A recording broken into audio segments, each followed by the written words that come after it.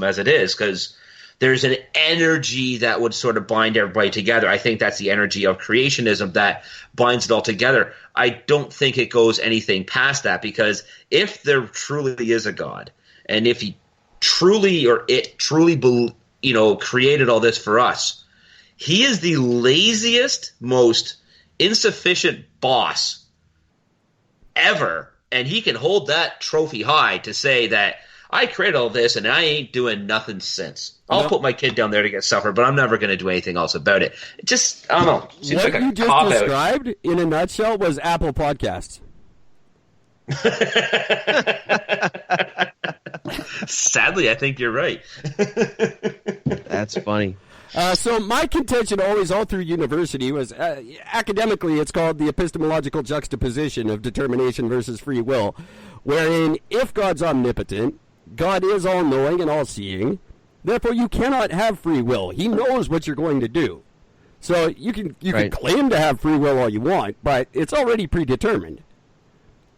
So you really don't have free will. Am I wrong about that? I mean, if there were a God that were all knowing, I mean, then there would be no free will, or at the very least, that God would know exactly what you were going to choose before you chose it. So exactly, that's at the very least. But what I heard Cherie say earlier, she said, and Cherie, correct me if I'm wrong, but I think I heard Cherie say earlier that whatever you call God, whether it a he, a she, an energy, a what, why the hell it happened in 45 days. Maybe we pissed something off. So let's do something random to try to appease that something. Somehow those things written into the fiber of all kinds of religions and tribal traditions and other types of paradigms. Because like okay, well, how do we explain what the hell's happening when we don't understand, astrophysics and astronomy and weather cycles and so on and so on and so forth? And so that's the reason we haven't had any major religions created in the past 2,000 years. Because people got smarter. And we can have the answers for those things. And we don't need to blame them on a deity. Though people still do. Like here around Nashville, everyone's talking, oh, I'm so glad God spared me from the tornado. Well, what about your neighbor? Did God intentionally fuck them up by destroying their house and having the house come crashing down on the whole family? I mean, we still use God as a scapegoat for explaining things that we don't understand. But, I think I see where Cherie was going earlier when she said that whatever you refer to it as, there's an energy, whether it be beyond us, I don't know. Maybe there's an energy that connects us and all of creation, all that is. I mean, I don't know. Am I wrong in that, Cherie? No, I think you brought a lot of valid points to the surface. I think even when we're talking about sullying my name, and if I was a business owner and what I would do, all of those are in our human constructs. Do you get that? That's in our human constructs. That doesn't apply to something that's greater than ourselves or energy or whatever. We created all of these. Well, there has to be a second comment. Well, God smote that person. Well, God bless this person.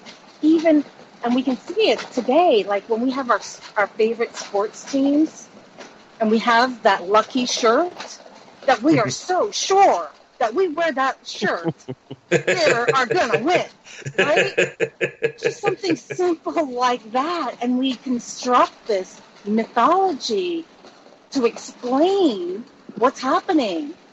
It's human nature. We are human-making machines. I mean, we make meaning of everything. Human meaning-making machines. So is there, in your opinion, is there one God? And all our interpretation, if you're right, but at the end of the day, is there just one God that's overseeing all this and letting us make these mistakes? So in my humble opinion, I believe there is one energy. Multiple people have created religions to explain that energy, to appease that energy, to have some kind of connection to that energy. And we've put it in a framework that is in the human construct. So That's is that what I energy, believe. is this energy you speak of, is it responsible for good and evil? No.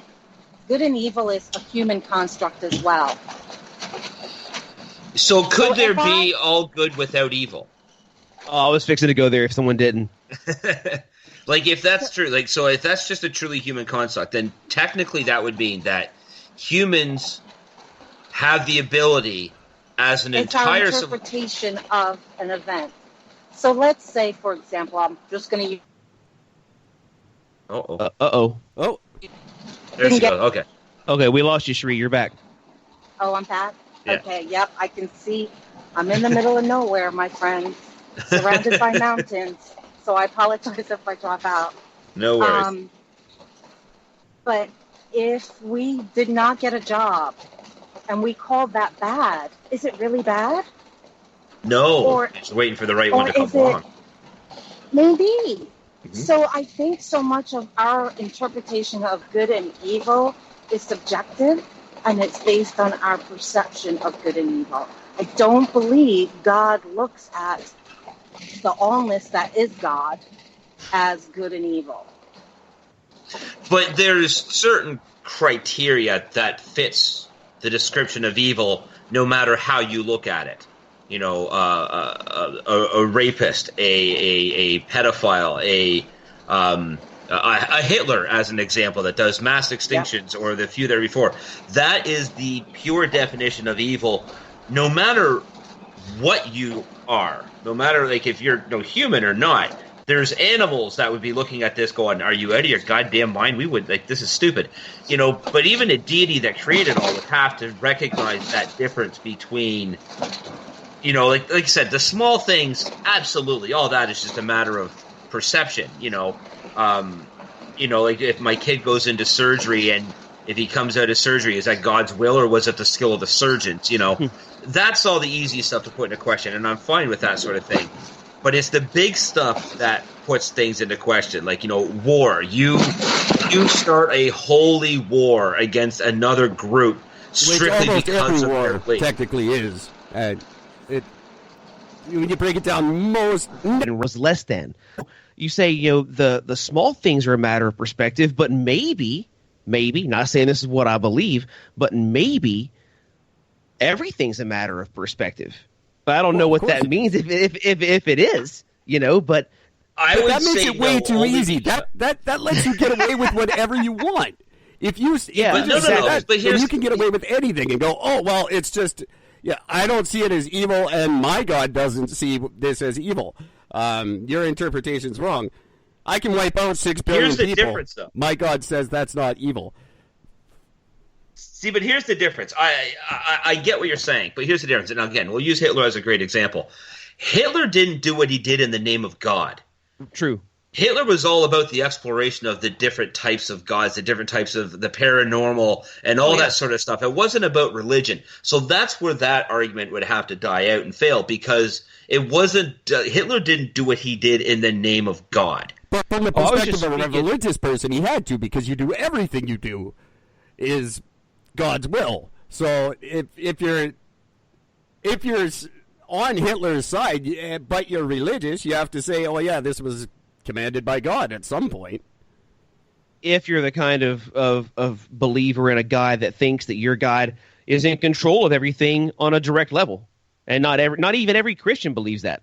Yeah. Many entire sects of Christianity don't believe that. But that just makes it so convenient that because you can just work anything into your belief and go, well, I don't believe what those other Christians believe. But, well, then You're right. that's like, See, I don't know. that brings up to one question I I ask have a God. I pray to my God, and he finds me incredibly intelligent and funny, and that's why I chose him as my God. That See, but that brings me up to one question that I ask a lot of Christians, and I do not ever get a straight answer out of this one, which always amuses me, which is plain and simple. You believe in God as a Christian. You believe in Jesus. It's the whole basis of your religion is based really off of Jesus, more so than God himself. It's all based off religion. One woman really sticking to her story. Well, yeah. So when in Jesus' time, and this is very well documented, Jesus was a Jew. He followed the Judean faith. How can you be Christian and be against or not follow the same faith of the person that you believe in? Say that again. Well, Jesus was Jewish. It's well known. It's well documented. By nationality, so how can, not religion. Well, to a large degree, that's what Judaism is a culture and a heritage as well as a faith, but sometimes more one than the other. So the question though becomes how, if I were to end up saying, you know what, I believe Jesus is real, I believe everything will happen. How could I not be of the same faith that he himself was? Because he came, he in the Bible he admits it. Like he states the fact that he was. Mm-hmm. So therefore, as a Christian or Hindu or anybody, if you believe in Jesus, how can you possibly follow any other faith other than the very one that he himself was a part of? So I think, and I know Sharif probably has some thoughts on this too.